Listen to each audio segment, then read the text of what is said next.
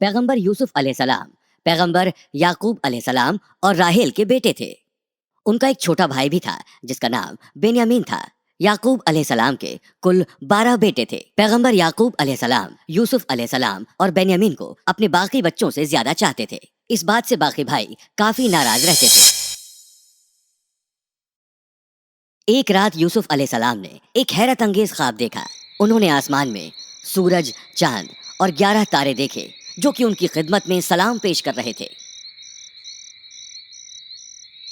کمسن پیغمبر کو اس خواب سے کافی حیرت ہوئی۔ وہ سوچ میں پڑ گئے کہ تاروں نے انہیں کیوں سلام کیا۔ انہیں اس کا مطلب سمجھ نہیں آیا تو وہ اپنے والد کے پاس گئے اور انہیں خواب کے بارے میں بتایا۔ ابو، میں نے خواب میں 11 تارے دیکھے، سورج، چاند دیکھے۔ انہوں نے اپنے والد سے کہا، میں نے دیکھا وہ سب مجھے سلام پیش کر رہے تھے۔ یعقوب علیہ السلام ایک پیغمبر تھے اور وہ اس خواب کے معنی سمجھ گئے۔ وہ اس سے بہت خوش تھے۔ اللہ سبحانہ تعالیٰ نے تمہیں دعائیں دی ہیں یوسف۔ بزرگ پیغمبر نے اپنے بیٹے سے کہا، اس خواب کے معنی یہ ہے کہ تمہیں لوگوں کا مستقبل پڑھنے کے علم سے نوازا جائے گا۔ یعقوب علیہ السلام ایک بزرگ اور عقل مند انسان تھے، لہٰذا وہ جانتے تھے کہ جب ان کے باقی بیٹوں کو یوسف کے خواب کے بارے میں معلوم ہوگا تو وہ خوش نہیں ہوں گے۔ انہوں نے آگاہ کرتے ہوئے کہا، میرے بچے، اپنے اس خواب کے بارے میں اپنے بھائیوں کو کچھ مت بتانا، وہ تم سے جلیں گے اور وہ تمہارے دشمن بن جائیں گے۔ نہیں ابا، میں انہیں نہیں بتاؤں گا، بیٹے نے جواب دیا۔ لیکن کچی عمر کا معصوم لڑکا اپنے بھائیوں کے پاس گیا اور انہیں خواب کے بارے میں بتا دیا۔ جب بھائیوں نے اس کے بارے میں سنا تو وہ بہت ناراض ہوئے۔ ہمارے ابا ہم سے زیادہ یوسف کو کیوں چاہتے ہیں؟ ان میں سے ایک بھائی نے کہا، شاید وہ ہم سے زیادہ خوبصورت ہے اس لیے۔ دوسرے نے جواب دیا، ہمارے ابا گمراہ ہو گئے۔ ایک اور بھائی نے کہا، کیوں نہ ہم یوسف کا قتل کر دیں اور اس سے پیچھا چھڑائیں۔ ایک اور بھائی نے کہا، لیکن ہم اسے ماریں گے کہاں؟ ایک بھائی نے پوچھا، ہمیں اسے یہاں سے دور بھیجنا ہوگا۔ بھائی نے جواب دیا۔ پھر ایک بھائی نے مشورہ دیا، دیکھو اسے پیچھا چھڑانے کے لیے اسے مارنے کی ضرورت نہیں، ادھر دیکھو، یہاں سڑک کنارے ایک کنواں ہے، ہم اسے اس میں پھینک دیں گے، اسے مسافر اٹھا کر لے جائیں گے اور اپنا غلام بنا لیں گے، اور اس طرح وہ ہمارے ابا کی آنکھوں سے دور ہو جائے گا اور ہمارا کام پورا۔ پھر سارے 10 بھائی اپنے والد کے پاس گئے اور یوسف کو اپنے ساتھ بھیجنے کے لیے التجا کی۔ لیکن یعقوب علیہ السلام کو یوسف کی بہت فکر تھی کہ باقی بھائی اس سے جلتے ہیں اور اس سے بالکل بھی محبت نہیں کرتے، لہٰذا انہوں نے پہلے انکار کر دیا۔ یوسف ہمارا چھوٹا لاڈلا بھائی ہے، ایک نے کہا، ہم سب آپ ہی کے بیٹے ہیں تو آپ اتنی فکر کیوں کرتے ہیں؟ برائے مہربانی اسے بھیج دیں ہمارے ساتھ۔ ایک اور بھائی نے کہا، ہم اس کا خیال رکھیں گے، مجھے ڈر ہے کہ جب تم کھیل رہے ہوگے اسے بھیڑیا لے جائے گا۔ یعقوب علیہ السلام نے کہا، کبھی نہیں۔ ایک بھائی نے کہا، جب ہم اس کے ساتھ ہیں تو بھیڑیا اسے کیسے کھا سکتا ہے؟ ہم مضبوط ہیں، ہم اسے بچا سکتے ہیں ابا۔ بھائیوں کی باتیں سن کر پیغمبر ان کے ساتھ یوسف کو بھیجنے کے لیے مجبور ہو گئے۔ انہوں نے اجازت دے دی۔ اگلے دن سارے بھائی یوسف علیہ السلام کو لے کر جنگل گئے۔ وہ بہت خوش تھے کہ آخرکار وہ اس سے پیچھا چھڑانے والے ہیں۔ انہوں نے جنگل کو پار کیا اور وہ سیدھے کنویں کے پاس پہنچے جیسا کہ ان کا منصوبہ تھا۔ وہ کنویں کی دیوار پر جھک کر پانی پینے کا ناٹک کرنے لگے۔ تبھی ایک بھائی نے یوسف کے کندھے پر ہاتھ رکھا اور اسے زور سے پکڑ لیا۔ اس رویے سے یوسف حیرت میں پڑ گیا اور اپنے آپ کو چھڑانے کی کوشش کرنے لگا۔ تبھی سارے بھائی اکٹھے ہو گئے اور اسے پکڑ لیا تاکہ وہ ہل نہ سکے۔ پھر ایک نے اس کی قمیض اتاری۔ سب نے مل کر یوسف کو اٹھایا اور اسے گہرے کنویں میں پھینک دیا۔ یوسف مدد کے لیے روتا رہا اور اس نے اپنے بھائیوں سے اسے بچانے کے لیے منتیں کی، لیکن بھائیوں نے انکار میں سر ہلایا اور اپنے بھائی کی کوئی پرواہ نہیں کی۔ اندھیرے گہرے کنویں میں یوسف پوری طرح اکیلا تھا۔ وہ بہت ڈرا ہوا تھا اور رو رہا تھا۔ اور تبھی اللہ اس سے بولے، اداس مت ہو، ڈرو مت، میں تمہارے ساتھ ہوں، تمہارے ساتھ بہت اچھا ہونے والا ہے۔ تمہارے بھائی تمہارے سامنے ہوں گے اور تم انہیں یاد دلاؤ گے کہ انہوں نے کیا کیا تھا۔ اتھلے پانی کی وجہ سے یوسف علیہ السلام بچ گئے۔ تھر کے باہری سروں کو پکڑ کر وہ ان پر بیٹھ گئے۔ سارے بھائی پھر اکٹھا ہوئے اور بولے، ہم ابا کو کیا بولیں گے؟ ان میں سے ایک نے کہا، ہم انہیں کہیں گے آپ صحیح تھے ابا، اسے بھیڑیے نے کھا لیا۔ ہاں، بھائی راضی ہو گئے۔ ہم والد سے کہیں گے کہ اسے بھیڑیا کھا گیا۔ پھر بھائیوں نے ایک بھیڑ کو پکڑا اور اسے مار دیا۔ انہوں نے یوسف کی قمیض پر اس کا خون لگا دیا۔ اب والد ہمارا یقین کریں گے، انہوں نے کہا۔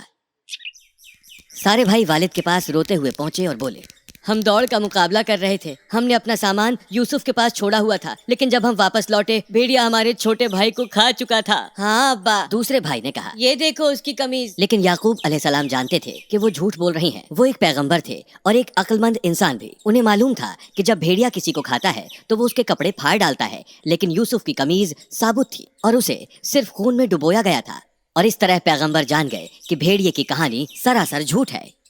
یہ کہانی تم ہی لوگوں نے بنائی ہے. انہوں نے ان سے کہا, مجھے اللہ نے صبر عطا کیا ہے, میں اپنے بیٹے کا انتظار کروں گا. یعقوب علیہ السلام اس رات سو نہیں سکے اور اپنے بیٹے کی فکر کرتے رہے. اس اندھیرے کنویں میں یہ یوسف علیہ السلام کے لیے بہت برا وقت تھا. جنگل کے بیچوں بیچ وہ اندھیرے میں ڈوبے ہوئے تھے. باپ بیٹے دونوں کے لیے یہ ایک مشکل وقت تھا. لوگوں کا ایک جتھا جنگل سے ہو کر مصر جا رہا تھا. وہ لوگ پیاسے تھے اور پانی ڈھونڈ رہے تھے. جب انہوں نے کنواں دیکھا تو ایک شخص کو پانی لانے بھیجا. وہ آدمی کنویں پر آیا اور اس نے بالٹی نیچے لٹکائی. بالٹی کو نیچے آتا دیکھ یوسف بہت خوش ہوئے اور انہوں نے اسے پکڑ لیا. جب آدمی نے رسی کھینچنا شروع کیا تو اسے لگا کہ یہ بہت وزندار ہے. جب اس نے کنویں میں جھانک کر دیکھا تو وہ حیرت میں پڑ گیا کہ ایک جوان لڑکا رسی پر لٹکا ہوا ہے. اس نے رسی کو زور سے پکڑ لیا اور اپنے دوستوں سے چلا کر کہا, یہاں آ کر میرا ساتھ دو, مجھے لگتا ہے ہمیں اصلی خزانہ کنویں میں مل گیا ہے. اس کے ساتھی جلدی ہی کنویں کی طرف آئے اور رسی کھینچنے میں اس کی مدد کرنے لگے.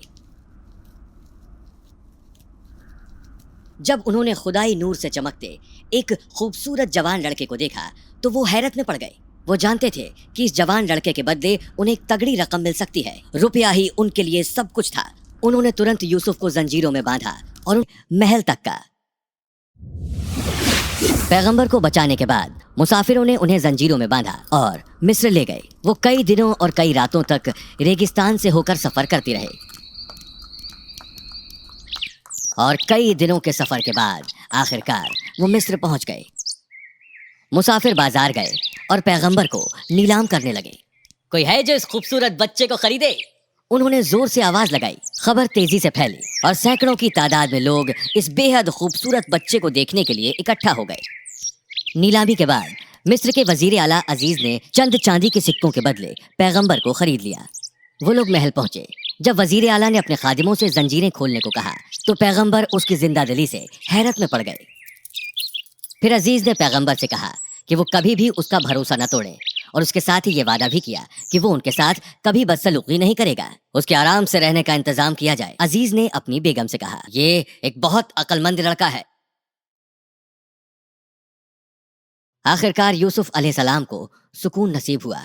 وہ جانتے تھے کہ انہیں پناہ مل گئی ہے اور یہاں ان کا اچھی طرح خیال رکھا جائے گا. اس کے لیے انہوں نے اللہ سبحانہ تعالیٰ کا تہہ دل سے شکریہ ادا کیا. انہیں گہرے اندھیرے کنویں میں پھینکے جانے کو کوئی بہت لمبا عرصہ نہیں بیتا تھا جہاں ان کے جینے کی کوئی امید نہیں تھی. اس کے بعد وہ غلام بنائے گئے, انہیں زنجیروں میں جکڑا گیا. لیکن اب وہ محل کے عیش و آرام کا لطف لے رہے تھے. ان کے پاس کھانے کو طرح طرح کا لذیذ کھانا بھی تھا. خیر, اس سب کے باوجود ان کا دل اپنے والد اور اپنے چھوٹے بھائی بنیامین سے ملنے کے لیے بے قرار تھا. یوسف علیہ السلام کو وزیر اعلیٰ کی بیوی کا ذاتی ملازم بنایا گیا. وہ بہت تمیزدار اور فرما بردار تھے. اپنی تمیز تہذیب اور سلیقے سے انہوں نے سب کا دل جیت لیا. جلد ہی یوسف کی خوبصورتی کو لے کر شہر میں باتیں ہونے لگی. لوگ یہ کہتے کہ انہوں نے اس سے پہلے اتنا خوبصورت انسان کبھی نہیں دیکھا. ان کا چہرہ بے داغ اور خوبصورت تھا. ان کی روح کا نور ان کے چہرے پر صاف نظر آتا تھا. جیسے ہی وہ جوان ہوئے ان کی عقل مندی اور علم میں اضافہ ہو گیا. وہ جلدی ہی ایک اچھی تقریر دینے والے بن گئے جو ہمیشہ لوگوں کے لیے بہت دلکش ہوتی. ان کے مالک کو احساس ہوا کہ یوسف ان کی زندگی میں آئے سب سے ایماندار, سب سے سچے اور ذہین انسان ہیں. کچھ وقت کے بعد انہیں گھر بار کی پوری باغ ڈور سونپ دی گئی اور وزیر اعلیٰ انہیں اپنے بیٹے کی طرح ماننے لگے. وزیر اعلیٰ کی بیگم زلیخا یوسف علیہ السلام کو بہت پسند کیا کرتی تھی. گزرتے وقت کے ساتھ ساتھ ان کی دیوانگی دن بدن بڑھتی ہی گئی.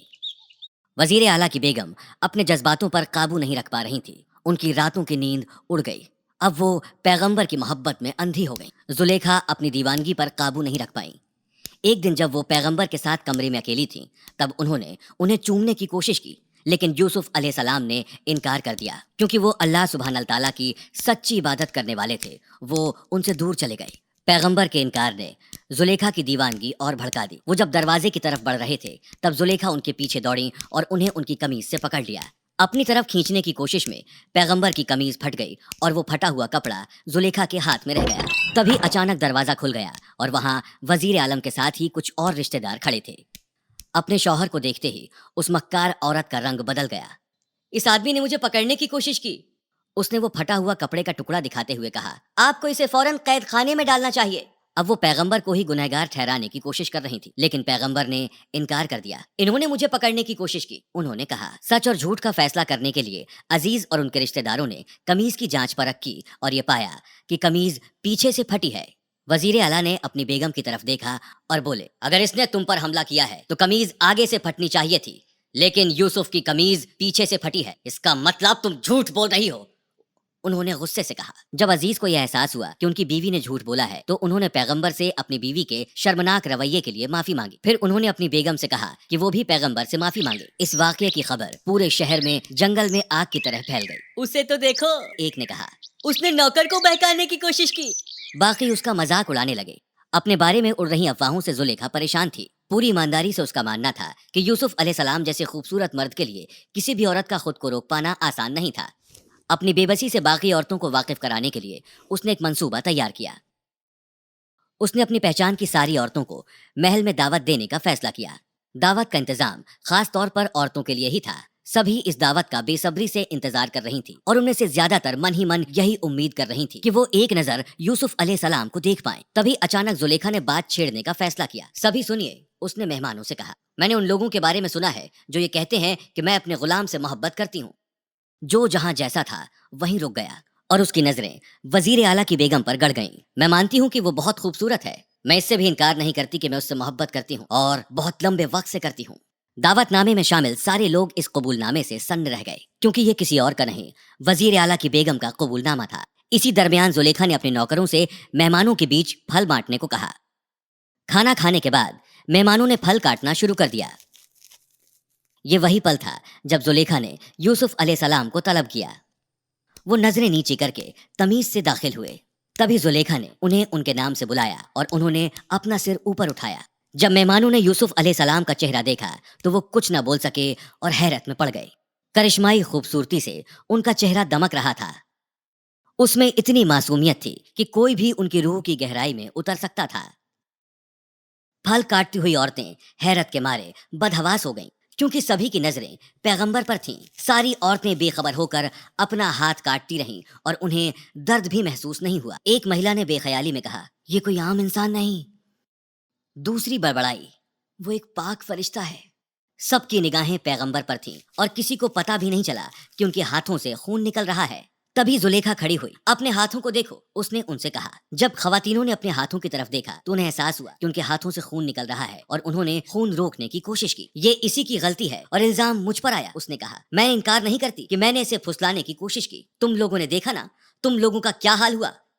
اب اگر اس نے پھر سے حکم عدولی کی تو اسے قید خانے میں ڈال دیا جائے گا۔ اس نے سب سے کہا، یا اللہ۔ پیغمبر نے دھیرے سے کہا، میں اس گناہ کو انجام دینے کے بجائے قید ہو جانا پسند کروں گا۔ پھر پیغمبر چپ چاپ نظریں نیچے کیے ہوئے کمرے سے باہر چلے گئے۔ اس رات زلیخا نے اپنے شوہر کو اس بات کے لیے منا لیا کہ پیغمبر کو قید خانے بھیجنا ہی اس کی عزت بچانے کا صرف ایک طریقہ ہے۔ وزیر اعلیٰ پیغمبر کو اپنے بیٹے کی طرح مانتے تھے اور وہ جانتے تھے کہ وہ معصوم ہے۔ وہ کبھی اس سے پہلے اتنے وفادار انسان سے نہیں ملے تھے۔ بھاری من سے عزیز نے حکم دیا کہ یوسف علیہ السلام کو پچھلی مرتبہ ہم نے دیکھا کہ بے گناہ ہونے کے باوجود یوسف علیہ السلام کو قید گاہ میں ڈال دیا گیا۔ قید میں رہتے ہوئے ہی پیغمبر کو اپنے تیسرے امتحان کا سامنا کرنا تھا۔ اسی وقت اللہ سبحانہ تعالیٰ نے پیغمبر کو ایک بہت خاص تحفے سے نوازا تھا۔ انہیں خوابوں کی تعبیر کی قابلیت عطا کی گئی تھی۔ دوسرے قیدی یہ جانتے تھے کہ یوسف علیہ السلام بہت علم رکھنے والے ایک رحم دل اور نیک انسان ہیں۔ وہ انہیں بہت محبت اور عزت دیتے۔ اسی وقت قید خانے میں دو اور لوگوں کو لایا گیا۔ ان میں سے ایک بادشاہ کا ساقی اور دوسرا ان کا خانسامہ تھا۔ اسی رات ان دونوں نے ایک عجیب و غریب خواب دیکھا۔ جب وہ جاگے تو الجھن میں پڑ گئے، کیونکہ وہ اس خواب کا مطلب نہیں جانتے تھے۔ اگلے دن جب انہوں نے پیغمبر کو دیکھا تو انہیں احساس ہوا کہ یہ کوئی عام مجرم نہیں ہے۔ وہ ان کے پاس گئے اور انہیں اپنے خواب کے بارے میں بتایا۔ میں نے ایک بہت عجیب خواب دیکھا۔ میں نے دیکھا کہ میں ایک جگہ کھڑا ہوں اور میرے سر کے اوپر ایک روٹی رکھی ہے۔ وہاں دو چڑیاں ہیں جو میرے سر کے اوپر رکھی روٹی کھا رہی ہیں۔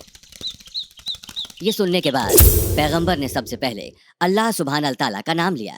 پھر انہوں نے اسے اس خواب کی تعبیر سمجھائی۔ خواب کی تعبیر یہ تھی کہ خانسامے کو سولی پر چڑھایا جائے گا جب تک کہ اس کی موت نہ ہو جائے۔ پھر پیغمبر نے بادشاہ کے ساقی سے اس کے خواب کے بارے میں پوچھا۔ میں نے دیکھا میں محل کے اندر کھڑا ہوں، ساقی نے کہا، اور بادشاہ کا جام بھر رہا ہوں۔ پیغمبر نے کچھ دیر عبادت کی اور پھر بولے کہ ساقی جلدی ہی آزاد ہو جائے گا اور وہ بادشاہ کی پھر خدمت کرے گا۔ پیغمبر نے ساقی سے کہا کہ وہ بادشاہ سے ان کے بارے میں بات کرے اور انہیں بتائے کہ ایک بے قصور انسان کو قید میں رکھا گیا ہے جس کا نام یوسف ہے۔ خوابوں کی جو تعبیر پیغمبر نے بتائی تھی وہ صحیح ہوئی۔ خانسامے کو سولی پر چڑھایا گیا جیسا کہ پیغمبر نے کہا تھا۔ ساقی بھی محل میں واپس لوٹ گیا، لیکن جیسے ہی وہ خدمت میں لوٹا، شیطان نے اسے پیغمبر کی بات بھلا دی، اور اسی وجہ سے یوسف علیہ السلام کو کچھ اور سال قید میں بتانے پڑے۔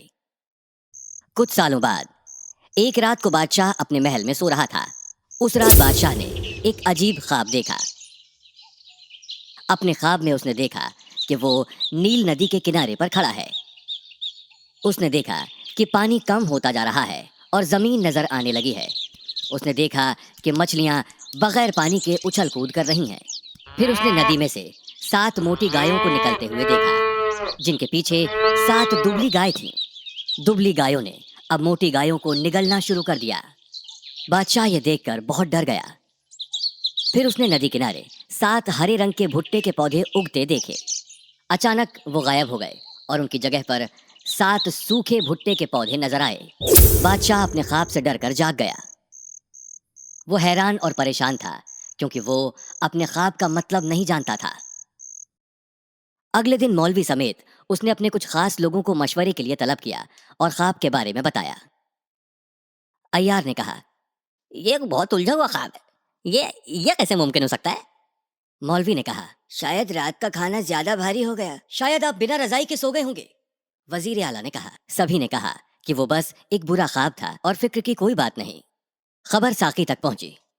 اسے وہ خواب یاد آیا جو اس نے قید میں دیکھا تھا، اور اچانک یوسف علیہ السلام کی یاد آئی۔ پیغمبر کے بارے میں بتانے کے لیے وہ بادشاہ کی طرف دوڑا۔ اس نے آپ کو پیغام دیا تھا کہ وہ بے گناہ ہے، اس نے بادشاہ سے کہا، لیکن میں بھول گیا۔ جب اس نے تفصیل سے بتایا کہ کیسے یوسف علیہ السلام نے قید میں اس کے خواب کی تعبیر کی تھی تو بادشاہ نے اسے پیغمبر سے ملنے کو بھیجا۔ ساقی پیغمبر سے ملا اور اس نے انہیں بادشاہ کے خواب کے بارے میں بتایا۔ پیغمبر نے اللہ کی عبادت کی اور پھر خواب کی تعبیر سمجھائی۔ ریاست میں 7 سال اچھی فصل ہوگی۔ انہوں نے کہا، اگر زمین کی اچھے سے جتائی کی گئی تو فصل اچھی ہوگی اور لوگوں کے پاس کھانے کو ضرورت سے زیادہ ہوگا۔ اس کے بعد ریاست میں 7 سالوں تک سوکھا پڑے گا، لوگوں کے پاس کھانے کو نہیں ہوگا اور پورے مصر میں کھانے کی کمی ہوگی۔ جب ساقی نے بادشاہ کو خوابوں کی تعبیر بتائی تو بادشاہ بے حد خوش ہو گیا۔ اس نے پیغمبر کی رہائی کا حکم دیا اور انہیں اس کے سامنے لانے کو کہا۔ جب بادشاہ کا خبری پیغمبر کو رہا کرنے پہنچا تو انہوں نے قید خانے سے نکلنے کے لیے انکار کر دیا۔ میں جب تک بے گناہ ثابت نہیں ہو جاتا تب تک قید خانہ نہیں چھوڑوں گا، انہوں نے ان سے کہا۔ خبری بادشاہ کے پاس لوٹ آئے۔ یوسف کہاں ہے؟ بادشاہ نے پوچھا۔ کیا میں نے تمہیں اسے آزاد کرنے کا حکم نہیں دیا تھا؟ جب تک وہ بے گناہ ثابت نہیں ہو جاتا وہ نہیں آئے گا، انہوں نے جواب دیا۔ اب بادشاہ کو احساس ہوا کہ پیغمبر کو فضول میں ہی قید میں رکھا گیا ہے، لہٰذا اس نے تحقیقات کا حکم دیا۔ وزیر اعلیٰ کی بیوی زلیخا کو دیوان عام میں لایا گیا اور ان خاص لوگوں کی بیویوں کو بھی جو شاندار دعوت میں شامل تھیں۔ داستان یوسف کیا ہے؟ بادشاہ نے ان سے پوچھا۔ کیا یہ سچ ہے کہ اس نے وزیر اعلیٰ کی بیگم کے ساتھ برا برتاؤ کیا تھا؟ اس نے کچھ نہیں کیا، ایک عورت نے کہا۔ اس نے کوئی نقصان نہیں پہنچایا، دوسری نے کہا۔ وہ فرشتوں جتنا معصوم ہے، ایک اور نے کہا۔ اب سب کی نگاہیں زلیخا کی طرف ٹک گئیں۔ اس کا چہرہ لٹک گیا۔ جب سے پیغمبر قید میں تھے وہ تبھی سے بہت اداس تھی۔ غلطی میری تھی، اس کی نہیں، اس نے دلیری سے قبول کیا۔ تو وہ بے گناہ ہے جیسا کہ وہ کہتا ہے، بادشاہ نے کہا۔ جب پیغمبر کو محل لایا گیا تو بادشاہ ان کی خوبصورتی دیکھ کر دنگ رہ گیا۔ اس نے ان کے علم کا امتحان لینے کے لیے ان سے کچھ دیر بات کی۔ پیغمبر کے جوابوں نے بادشاہ کو حیرت میں ڈال دیا اور وہ جان گئے کہ وہ واقعی بے حد عقل مند ہیں۔ اور اسی درمیان خواب کا ذکر نکلا۔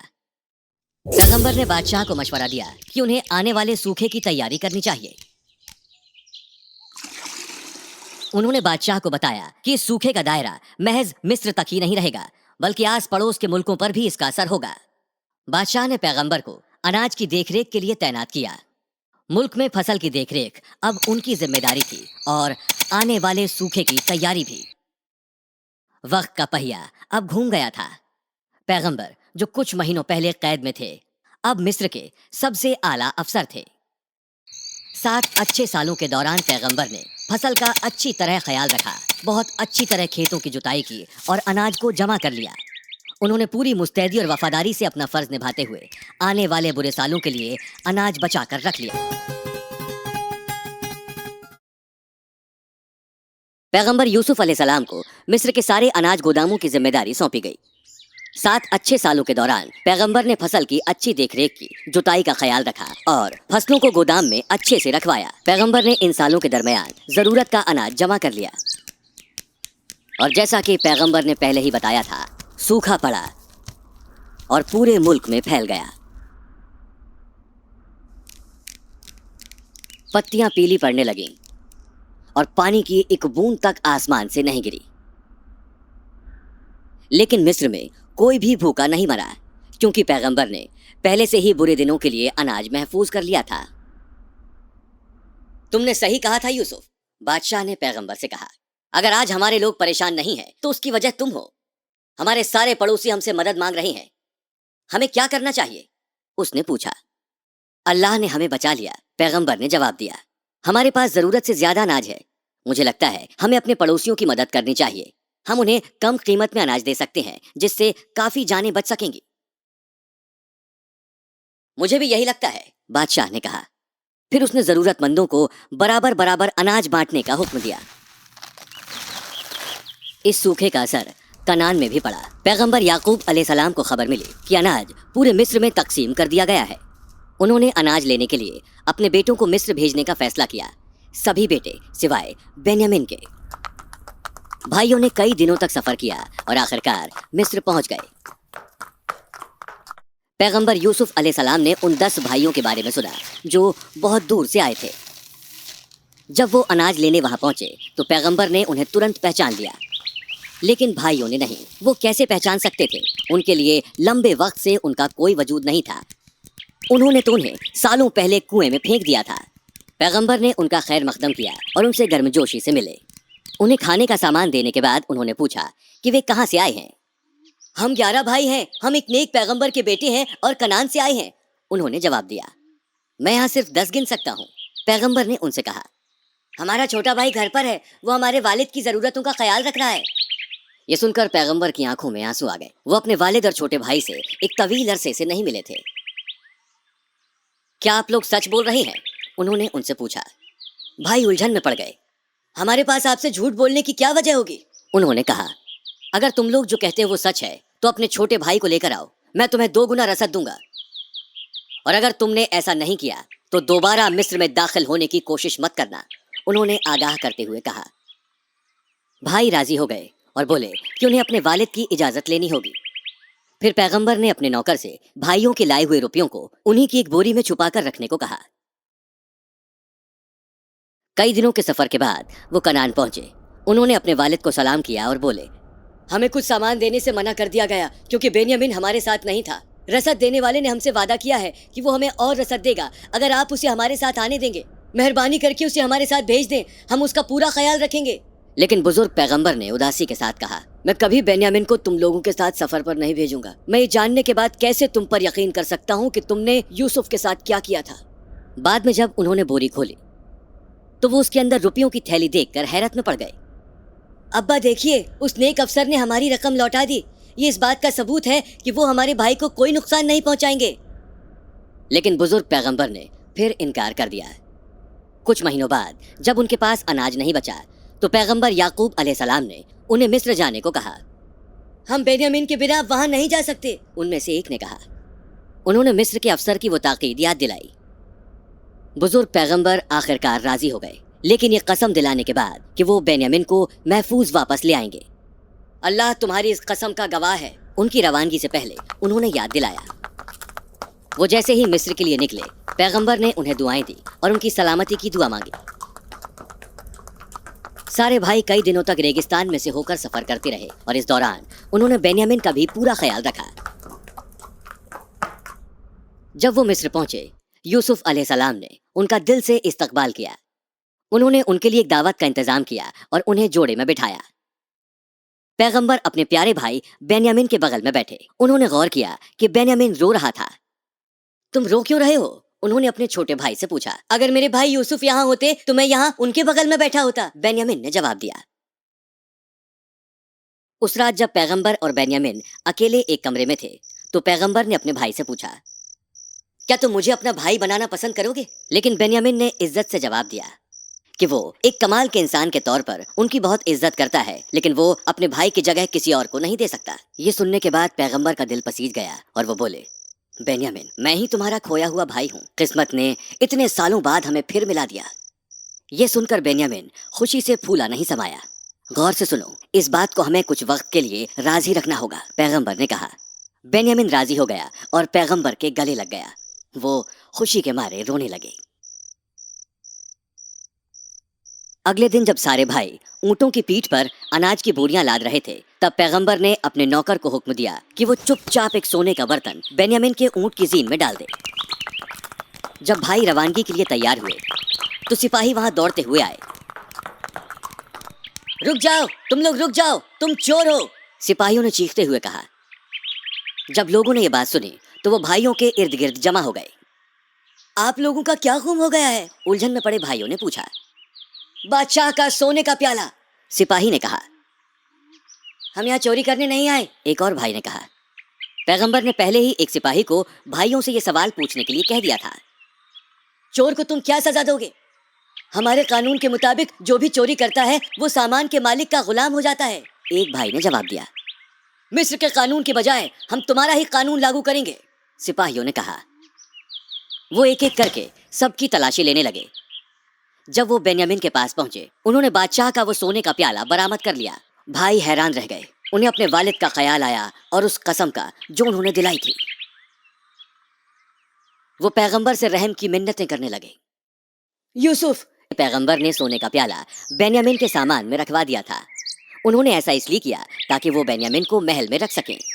پیغمبر نے صبر سے جواب دیا، میں یہ جانتے ہوئے اسے کیسے آزاد کر سکتا ہوں کہ کسی نے بادشاہ کا سونے کا پیالہ چرایا ہے، یہ گناہ ہوگا. سب سے بڑا بھائی جودا بہت گھبرا گیا اور وہ باقی بھائیوں سے بولا، ہم نے اپنے والد سے بنیامین کو واپس لانے کا وعدہ کیا تھا. جب تک والد نہیں کہتے میں یہ زمین نہیں چھوڑوں گا، یا پھر جب تک بنیامین رہا نہیں ہوتا. جودا کو اس کی ضرورت کے حساب سے رسد سونپ کر باقی بھائی روانہ ہو گئے اور جودا وہیں ایک سرائے میں رک کر بنیامین کی رہائی کا انتظار کرنے لگا. ادھر پیغمبر چپ چاپ جودا کی نگرانی کر رہے تھے. پیغمبر بھائیوں کی نیک نیت کا امتحان لے رہے تھے اور وہ یہ جاننا چاہتے تھے کہ کیا گئے ہوئے بھائی اپنے بھائیوں کے لیے واپس آئیں گے. کئی دنوں کے سفر کے بعد بھائی اپنے گھر پہنچ گئے. ابا، آپ کے بیٹے کو چرا لیا گیا ہے، ایک بھائی نے کہا. بزرگ پیغمبر الجھن میں پڑ گئے اور وہ ان کی بات کا مطلب نہیں سمجھ پائے، لہٰذا انہوں نے تفصیل سے واقعہ بیان کرنے کو کہا. بھائیوں نے انہیں پوری بات بتا دی، کیسے انہیں محل میں دعوت دی گئی، کیسے انہیں اناج ملا اور کیسے بادشاہ کا سونے کا پیالہ بنیامین کے سامان سے برآمد ہوا. جب پیغمبر نے یہ کہانی سنی تو انہیں لگا اس میں اللہ کی ہی مرضی ہے اور وہ جان گئے کہ اللہ ان کا امتحان لے رہی ہیں. پہلے انہوں نے یوسف کے غم کو سہنا سکھایا اور اب بنیامین کے. وہ جانتے تھے کہ اللہ ان کا امتحان لے رہی ہیں، نہیں تو انہیں دو بیٹوں کا غم نہیں سہنا پڑتا. پھر انہوں نے کہا، شاید اللہ ان سبھی کو میرے پاس پھر سے بھیج دے گا. اللہ سب جانتا ہے، وہ سب سے عقل مند ہے. عبادت سے ان کے دل کو سکون ملتا. ان کا یقین اور ان کا صبر بڑھتا چلا گیا. پیغمبر کئی سالوں تک اپنے گم ہوئے بیٹے یوسف علیہ السلام کے لیے روئے تھے اور اب وہ بنیامین کے لیے بھی رو رہے تھے. اتنے سالوں تک رونے کے بعد پیغمبر کی آنکھوں کی روشنی چلی گئی. ابا، آپ اس طرح سے اپنے آپ کو برباد کیوں کر رہے ہیں؟ ان کے بیٹے گڑ گڑائے. میں اپنا افسوس اور ماتم اللہ کو درج کرا رہا ہوں. اللہ کی مرضی سے میں وہ جانتا ہوں جو تم نہیں جانتے، پیغمبر نے جواب دیا. انہوں نے اپنے بیٹوں سے پھر ایک بار مصر جانے کو کہا اور کہا کہ وہ امید نہ چھوڑیں.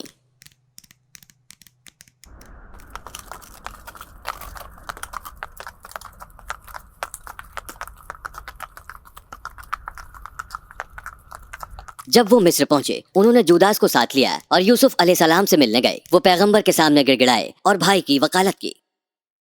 اس بار ان کا دل پگھل گیا. وہ اب اپنے بھائیوں کو اور زیادہ مصیبتوں میں نہیں دیکھ سکتے تھے. انہوں نے سوچا اس مشکل گھڑی میں وہ اور کتنے دن سچ کو چھپا سکتے ہیں. وہ اور کتنے دن اپنے والد کو دیکھے بنا رہ سکتے ہیں؟ پھر انہوں نے ان سے کہا کیا تمہیں پتا ہے تم لوگوں نے ناسمجھی میں یوسف اور اس کے بھائی کے ساتھ کیا کیا تھا؟ بھائی جانتے تھے کہ یہ راز یا تو وہ خود جانتے ہیں یا پھر یوسف۔ کیا تم ہمارے بھائی یوسف ہو؟ انہوں نے ان سے پوچھا۔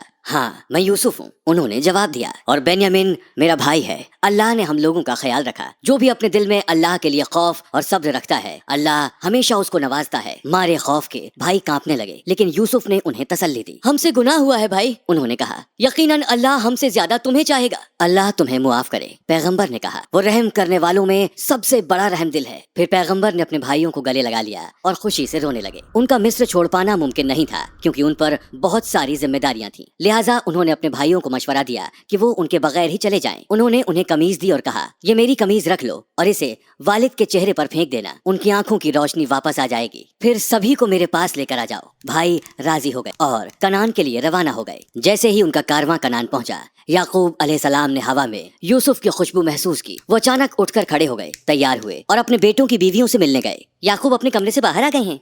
ان کے سب سے بڑے بیٹے کی بیوی نے کہا۔ آج آپ کیسا محسوس کر رہے ہیں؟ دوسری نے پوچھا۔ میں ہواؤں میں یوسف کی خوشبو محسوس کر رہا ہوں، پیغمبر نے جواب دیا۔ بہوؤں نے انہیں پھر یہ کہتے ہوئے اکیلا چھوڑ دیا کہ اب کوئی امید نہیں ہے، لگتا ہے وہ یوسف کا رونا روتے ہوئے چلے جائیں گے۔ ایک نے کہا انہوں نے کہا وہ اسے سونگھ سکتے ہیں، لگتا ہے وہ پاگل ہو گئے ہیں۔ دوسری نے کہا اس رات کئی دنوں کے بعد دودھ مانگ کر اس بزرگ پیغمبر نے اپنے خالی پیٹ کو تر کیا۔ جیسے ہی کارواں نزدیک آیا، بزرگ پیغمبر اللہ سے دعائیں کرنے لگے۔ آخرکار جیسے ہی کارواں پہنچا، بزرگ پیغمبر نے باہر نکل کر پوچھا، میں ہوا میں یوسف کی خوشبو محسوس کر رہا ہوں، یہ سچ ہے یا میں کوئی خواب دیکھ رہا ہوں؟ یقیناً آپ کو غلط فہمی ہوئی ہے، ان کی ایک بہو نے کہا۔ لیکن پیغمبر واقعی سچ بول رہے تھے۔ خوشخبری دینے والے آ گئے اور انہوں نے یوسف کی قمیض ان کے چہرے پر رکھی۔ یہ ایک معجزہ تھا۔ جیسے ہی قمیض یعقوب علیہ السلام کے چہرے پر رکھی گئی، انہیں نظر آنے لگا۔ میں نے کہا تھا نا، اللہ کی مہربانی سے جو میں جانتا ہوں وہ تم نہیں جانتے۔ انہوں نے خوشی سے ان سے کہا۔ بھائیوں کو اپنی غلطی کا احساس ہو گیا۔ ہم سے گناہ ہوا ہے ابا، مہربانی کر کے ہمارے برے کاموں کے لیے ہمیں معاف کر دیں۔ انہوں نے کہا میں اللہ سے تمہاری معافی کی دعا کروں گا، وہ سب کو معاف کرنے والا، سب پر رحم کرنے والا ہے، پیغمبر نے جواب دیا۔ پھر بزرگ پیغمبر اپنے بیٹے سے ملنے کے لیے مصر روانہ ہو گئے۔ یوسف نے بے حد خوشی کے ساتھ ان کا استقبال کیا۔ پھر یوسف علیہ السلام نے اپنے والد کو شاہی گدی پر بٹھایا۔ بزرگ پیغمبر کی خوشی کا اب کوئی ٹھکانہ نہیں رہا۔ پھر والد اور سارے بھائیوں نے یوسف علیہ السلام کو سجدہ پیش کیا۔ میں جب چھوٹا تھا تو میں نے یہی خواب دیکھا تھا، یوسف علیہ السلام نے کہا۔ میں نے سورج، چاند اور 11 تارے دیکھے جو مجھے سلام پیش کر رہے تھے، میرے مالک نے اسے سچ کر دیا۔ پیغمبر بادشاہ سے ملے اور اپنے کنبے کے ساتھ مصر میں ہی بسنے کے لیے اجازت مانگی۔ ریاست میں پیغمبر کا درجہ بہت بڑا تھا، لہٰذا بادشاہ خوشی خوشی راضی ہو گیا۔ اتنی طاقت اور بڑی ذمہ داریاں بھی پیغمبر کو اللہ سبحانہ تعالیٰ کی راہ سے نہیں بھٹکا سکیں۔ وہ ہمیشہ اللہ کو یاد کرتے، ان کی عبادت کرتے۔ پیغمبر اپنے لیے ایک بادشاہ کی موت نہیں چاہتے تھے۔ وہ نہیں چاہتے تھے کہ اس وقت ان کے ارد گرد شاہی لوگ جمع ہوں۔ وہ اللہ کے غلام کی طرح موت چاہتے تھے جس کے ارد گرد فقیر موجود ہوں۔ اس فانی دنیا کو چھوڑنے سے پہلے یوسف علیہ السلام نے اپنے بھائیوں سے کہا کہ انہیں ان کے پرکھوں کے نزدیک دفنایا جائے، لہٰذا جب وہ گزرے تو ان کے بدن کو ایک تابوت میں محفوظ رکھا گیا جب تک کہ انہیں مصر سے باہر نہ لے جایا جائے۔ یہ کہا جاتا ہے کہ ان کی موت